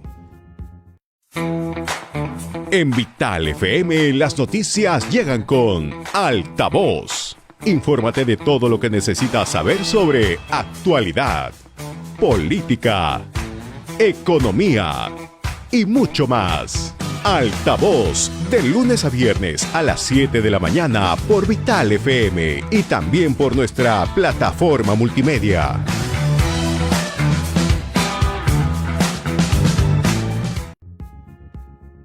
Es momento de probar un buen café. Café Solar de Samaniego. En Vital FM las noticias llegan con Altavoz. Infórmate de todo lo que necesitas saber sobre actualidad, política, economía y mucho más. Altavoz, de lunes a viernes a las 7 de la mañana por Vital FM y también por nuestra plataforma multimedia.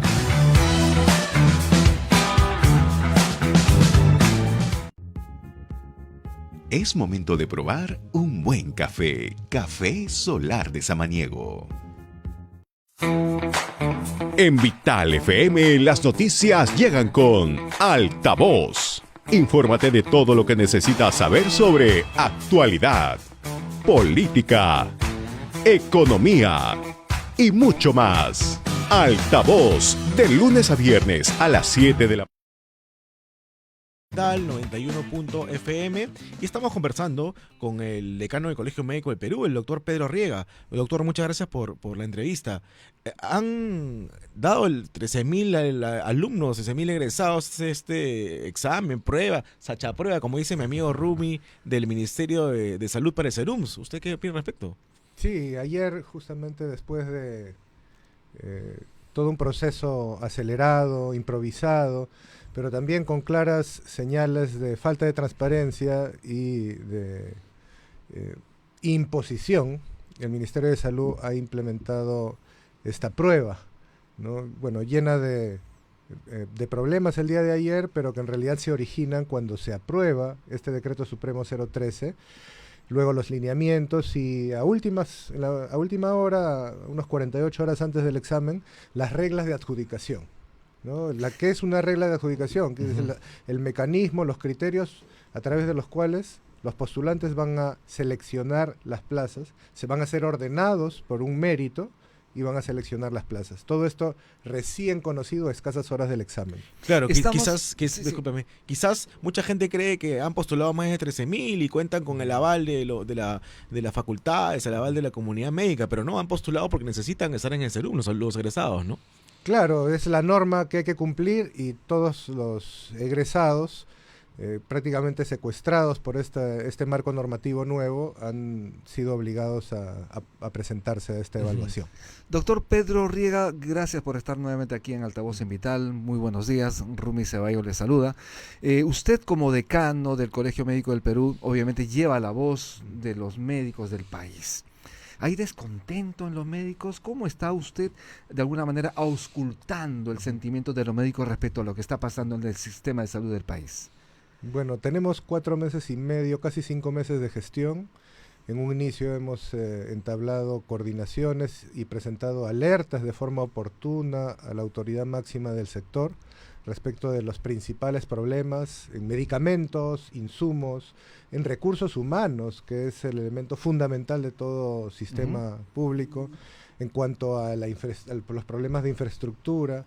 Y hemos visto que esta gestión se caracteriza básicamente pues por el maquillaje y el engaño, ¿no? Maquillaje y el engaño. Así es. ¿En qué se sustenta esta? Son palabras fuertes, ¿eh? Sí, por supuesto. De hecho, el ejemplo más claro fue el 28 de julio en el discurso presidencial, digamos, lleno de información poco relevante y además de anuncios repetitivos y por lo tanto de la evidencia de un incumplimiento respecto de las promesas del año anterior. Recordemos en el caso de la infraestructura, 6 hospitales mencionados como prioritarios que recibieron este año 70 millones para empezar su diseño, formulación, de los cuales menos del 1% ha sido ejecutado en el presupuesto, ¿no? Veamos el tema de la tuberculosis, donde el Perú es el foco principal de la multidrogo-resistencia a nivel nacional y la señora presidenta presenta como gran logro la implementación de un albergue para los extremadamente resistentes, un albergue que en realidad es donación de la cooperación internacional y que no está abordando el problema fundamental y de fondo. El maquillaje, cuando hablamos del dengue, cuando se anuncia con un falso triunfalismo una realidad paralela, ¿no? No estamos en condiciones en absoluto de estar como para estar tranquilos o satisfechos por algún tipo de política de fortalecimiento de los servicios de salud para enfrentar un problema tan serio como es el dengue. Esto significa entonces una inadecuada gestión, estamos hablando de una gestión que es ineficaz, que es ineficiente, que de alguna manera no sería meritocrática también, lo que implicaría cambios. Sin embargo, ¿cree usted que en este momento habría la posibilidad por parte del gobierno de hacer esos cambios en el Ministerio de Salud para que las cosas de alguna manera mejoren? Claro, las decisiones están pues en el Poder Ejecutivo, en la clase política. Lo que tenemos que hacer nosotros como representantes de los médicos del país es hacer presente la realidad y que la población pueda conocer, digamos, lo que está ocurriendo en nuestros servicios, las principales deficiencias y los problemas que como médicos tenemos para poder brindar una atención de calidad y que puedan contrastar ello con los mensajes triunfalistas, con mensajes, como le vuelvo a repetir, completamente alejados de la realidad por parte de las autoridades, sobre todo de quien está actualmente conduciendo, liderando el sector. Se vocea de algunos cambios en el gabinete. ¿Usted cree que ya el señor César Vázquez cumplió su ciclo en el Ministerio de Salud y que realmente debería darle paso a personas, a profesionales que realmente puedan tener esa posibilidad de hacer las cosas bien en el país? Por supuesto, ¿no? Digamos, con sensatez, el señor ministro tendría que presentar su renuncia. Ahora él ha demostrado de forma reiterada que no tiene la intención de hacerlo, y el Colegio Médico del Perú, representado por sus 27 decanos regionales y por supuesto por el Comité Ejecutivo Nacional, hemos solicitado a la señora Presidenta de la República la remoción del cargo del señor ministro y su reemplazo por un médico que tenga solvencia tanto técnica como moral. Técnica porque con capacidad de implementar acciones y políticas se pueden empezar a resolver o mejorar la situación de salud, y moral y de actitud, porque el liderazgo es esencial en la conducción del sector, ¿no? Y por supuesto en las declaraciones ser honesto, en las declaraciones ser respetuoso con instituciones y con las personas, que es justamente lo que ya en el último término, en las últimas semanas, por la desesperación propia del ministro de Salud, pues ha caído en la difamación y en la calumnia. Y es que una gestión no solo se requiere ser honesto, ser transparente, se requiere ser también eficaz, se requiere ser eficiente y hacer la cosa con calidad, lo que no se está viendo lamentablemente en el sector. En ese sentido, hemos tenido aquí a jóvenes médicos que forman parte del SERUMS.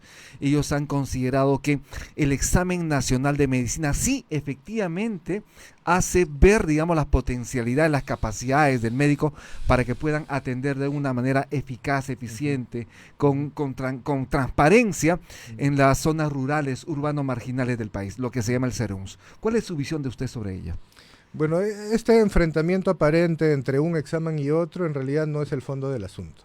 El examen nacional de medicina es uno de los escasos remanentes de un marco regulatorio que permite impulsar el mejoramiento de la calidad en la formación médica, y por lo tanto debe ser no solo defendido, sino también debe evolucionar y ser fortalecido, ¿no? Es justamente uno de los daños graves que está generando este marco normativo que de manera abrupta ha aprobado el ministro de Salud y a través de un decreto supremo, es que debilita enormemente este examen, que en realidad tendría que tener otra orientación.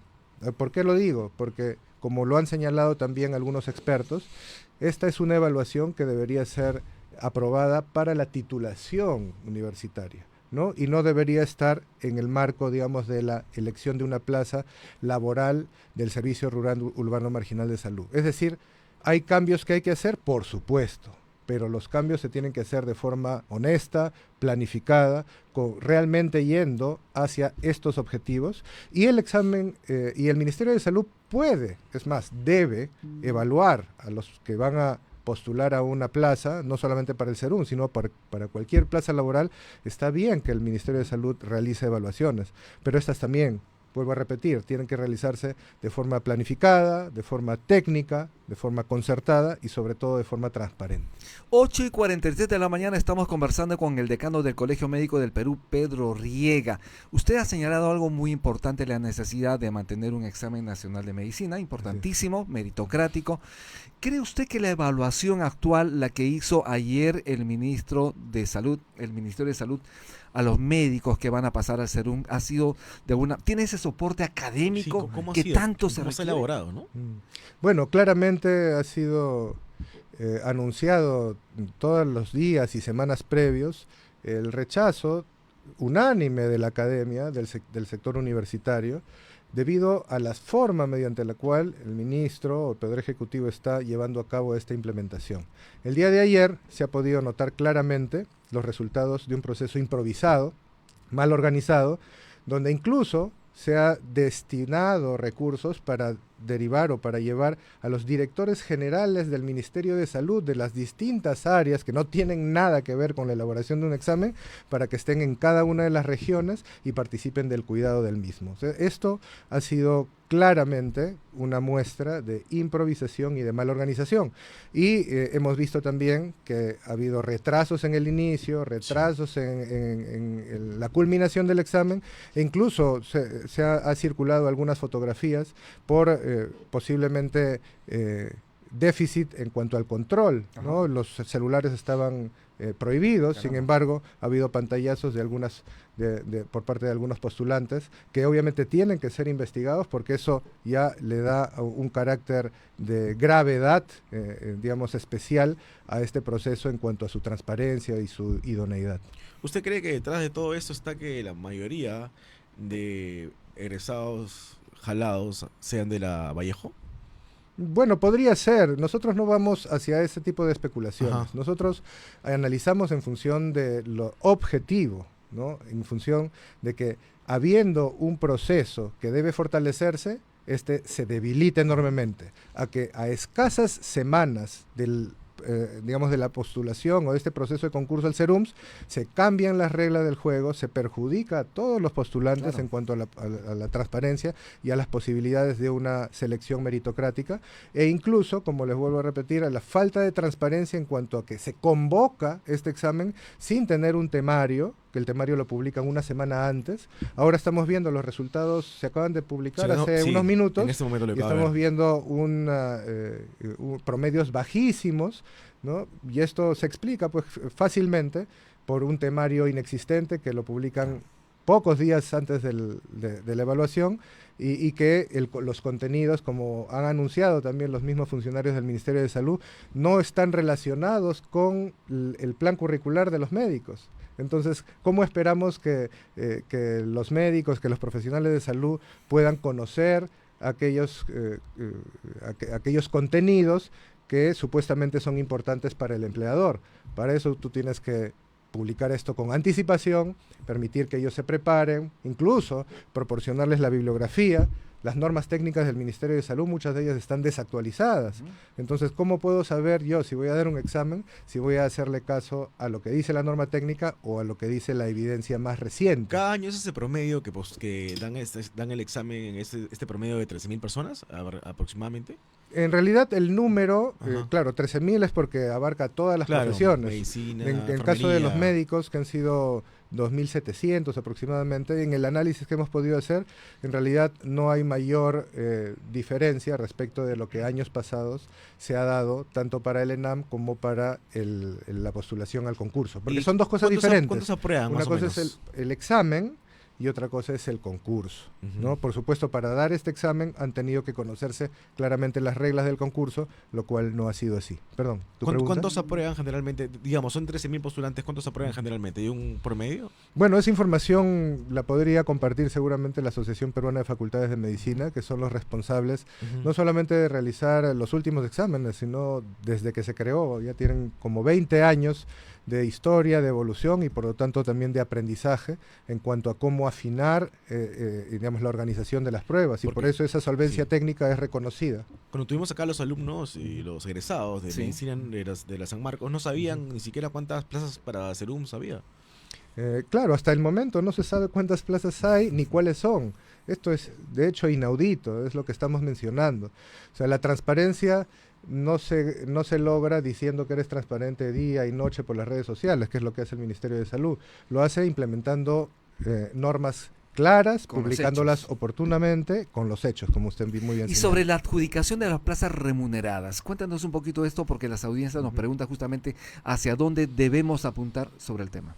Bueno, las plazas remuneradas deberían ser la totalidad de plazas que nuestra población necesita para que puedan tener una atención de calidad con profesionales que estén adecuadamente protegidos, Ok. que tengan derecho a un descanso médico, a una atención de salud y a todos los derechos laborales, ¿no? Existen por lo menos 1.500 plazas que deberían incrementarse, plazas remuneradas, solamente para la profesión médica, y que a esto debería dedicarse el Ministerio de Salud, a garantizar condiciones adecuadas, tanto para su equipo de salud como para su población. Y lo que se ha dedicado en las últimas semanas es organizar un examen, digamos, contra toda la opinión, contra todo el consenso de la profesión médica, y no solamente de nosotros, sino de múltiples profesiones. 8:49 de la mañana, vamos a hacer una breve pausa. Estamos con el decano del Colegio Médico del Perú, Pedro Riega. No se vaya, tenemos temas importantes para abordar en el programa. Ya volvemos. No hablemos.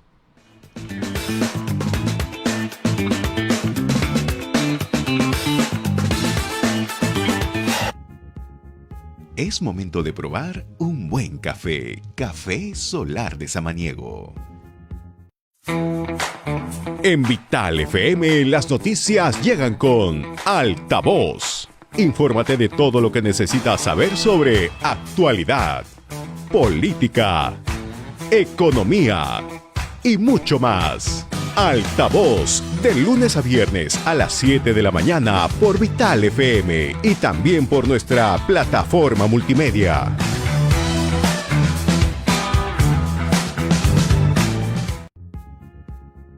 Es momento de probar un buen café. Café Solar de Samaniego.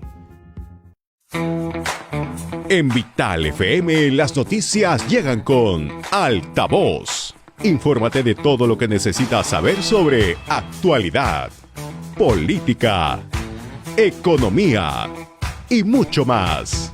Altavoz, de lunes a viernes a las 7 de la mañana por Vital FM y también por nuestra plataforma multimedia.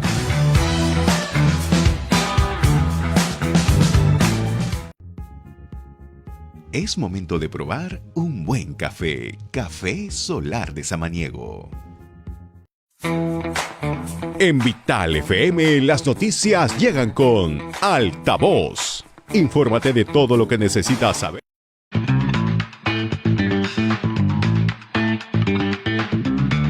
Estamos de regreso en Altavoz, en Vital 91.fm. Estamos conversando con el decano del Colegio Médico del Perú, Pedro Riega. Doctor, usted presentó una denuncia por el delito de difamación agravada contra el ministro de Salud, César Vázquez. ¿En qué se encuentra esta acusación?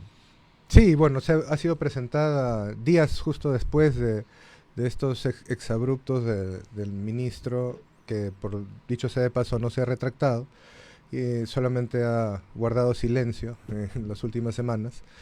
Pero estamos justamente haciéndole seguimiento, ¿no? Habría que recordar hay todo un proceso. por qué lo denunció, ¿no? Dijo que usted tenía un conflicto de intereses por estar a favor del examen nacional de Que medicina. hizo un negociado, además la palabra es esa, un negociado, ¿no? Ha participado Que recibía en un beneficios negociado junto a la económicos Asociación de también. facultades, ¿no? Sí, es increíble cómo un ministro de Estado puede lanzar calumnias de esa naturaleza, ¿no? Él mencionó que yo soy representante de ASPEFAN y que recibo beneficios económicos de ASPEFAN y que dicto en las academias para el examen nacional de medicina, que dicto en estos cursos.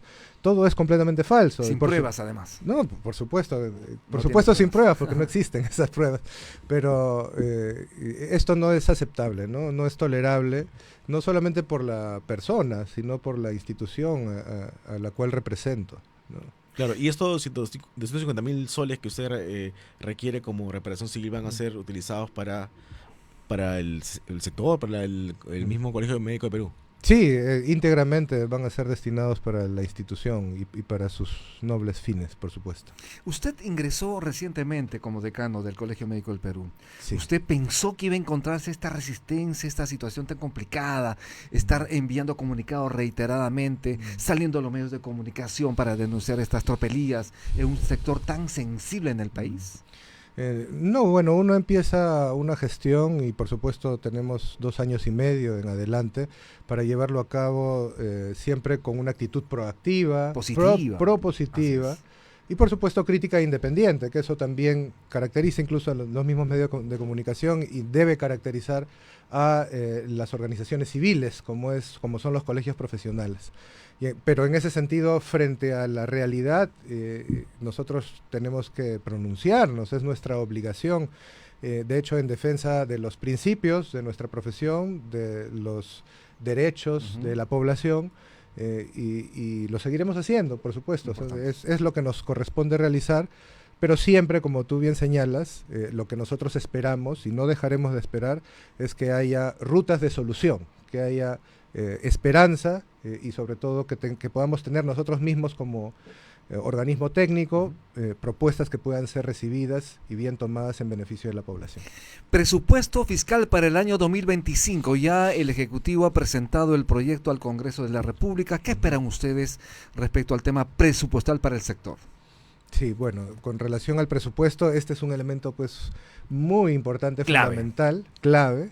Ahí tenemos por un lado las restricciones históricas, ¿no? Estas restricciones históricas están relacionadas directamente con lo más importante de un sistema que son los recursos humanos.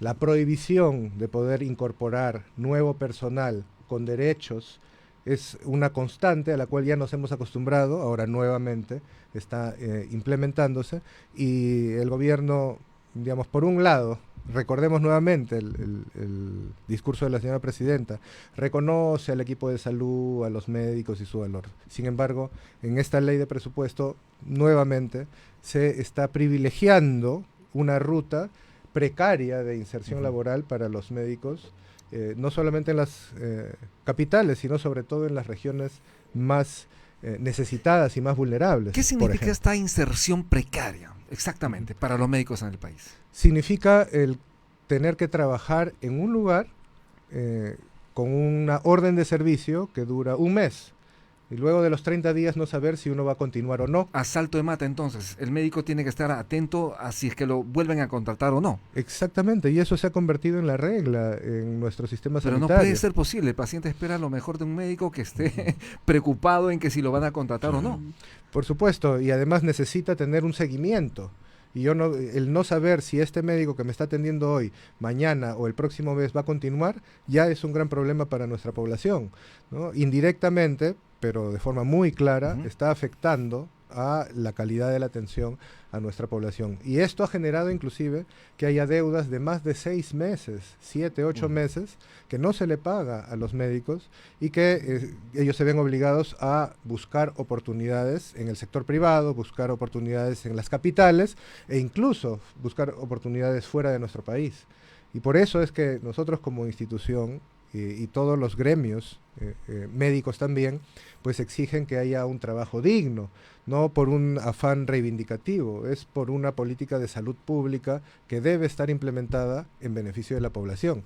Y eso es uno de los puntos fundamentales, que es lo último muchas veces que se toca desde la política pública. De hecho, tenemos que también reconocer o señalar que todo incremento, toda mejora en cuanto a aspectos laborales en nuestro país es obtenida a punta de luchas en lugar de una planificación adecuada y que pueda incluso añadirle una digamos, vinculación con resultados o con un buen desempeño. Que además debería ser concertado, conversado con los colegios profesionales, de tal manera llegar a acuerdos adecuados, porque el Perú, los pacientes en el Perú necesitamos efectivamente de un equipo médico que esté realmente a tono de los tiempos modernos. Doctor Pedro Riga, estamos ya casi por finalizar el programa, pero antes de irnos, ¿cuál sería la exhortación directa a la presidenta Dina Boluarte respecto al sector, respecto al trabajo que se está haciendo con los médicos en el país?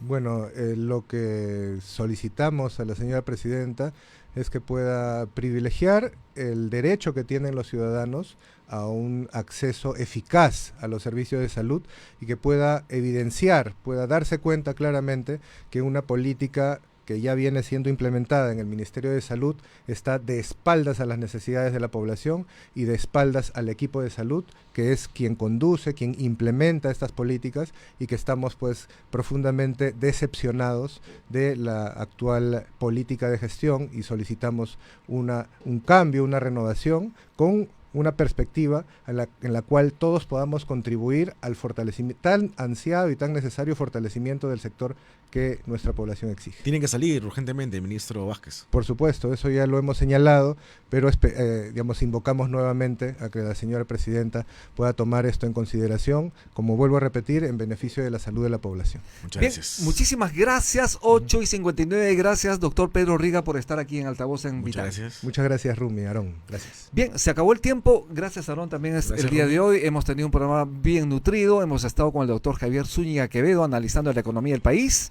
También nos acompañó Catherine Ampuero, ex procuradora general de la República, con el ingeniero César Gutiérrez Peña abordando el tema de Petroperú, y ahora también con Pedro Riega, doctor decano del Colegio Médico del Perú. No hay tiempo para más. Nos vemos el día de mañana. No se olvide, estamos en Altavoz en Vital 91.1 de tu dial. Nos vemos mañana.